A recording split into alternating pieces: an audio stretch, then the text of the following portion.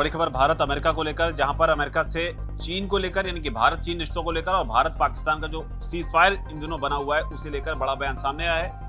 बयान देने वाले शख्स हैं मार्को रूबियो, जो कि अमेरिका के विदेश मंत्री हैं। उन्होंने तल्ख तेवरों में कई सारी बातें जो हैं कही हैं। बताने के लिए हमारे साथ सोनम मौजूद हैं। सोनम, क्या कहा है मार्को रूबियो ने?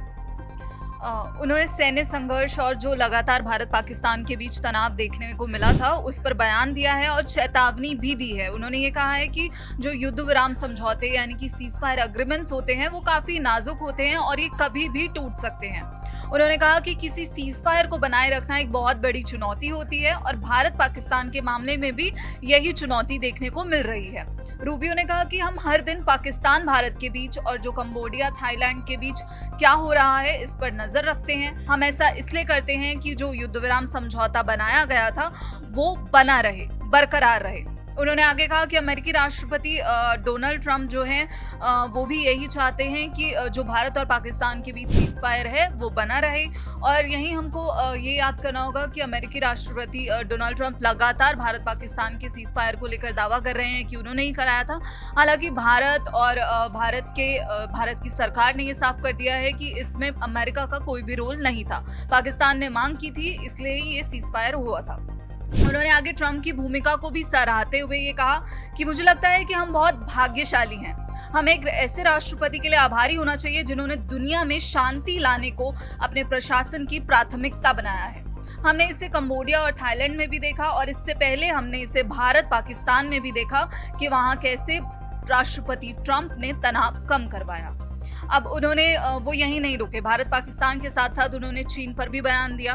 चीन पर उन्होंने ये बोला कि अगर चीन पर सेकेंडरी टैरिफ लगा तो तेल कीमत बढ़ जाएगी।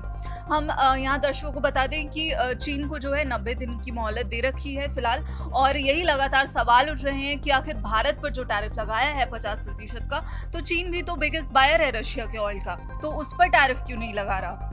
तो इस सवाल पर उन्होंने कहा कि अगर चीन पर हम सेकेंडरी टैरिफ लगा देते हैं तो तेल कीमत बढ़ जाएगी। चीन जो पहले तेल रिफाइन करेगा और फिर इसे जो है वर्ल्ड मार्केट वैश्विक बाजार में बेचेगा, तो इससे तेल को खरीदने वाले शख्स को अधिक कीमत चुकानी पड़ेगी। उन्होंने आगे कहा कि अगर यहाँ से तेल नहीं मिला तो वो फिर दूसरा विकल्प तलाश करेगा।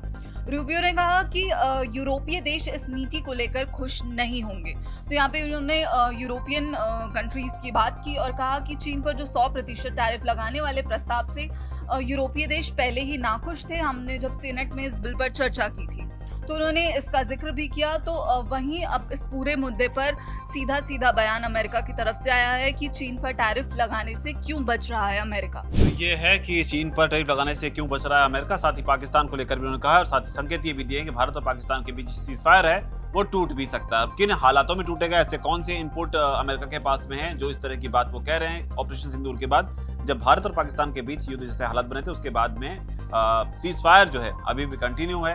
अब देखना होगा इसमें आगे क्या डेवलपमेंट होती है। इस पूरे घटनाक्रम पर आपकी जो भी राय है नीचे कमेंट सेक्शन में जरूर लिखें। धन्यवाद।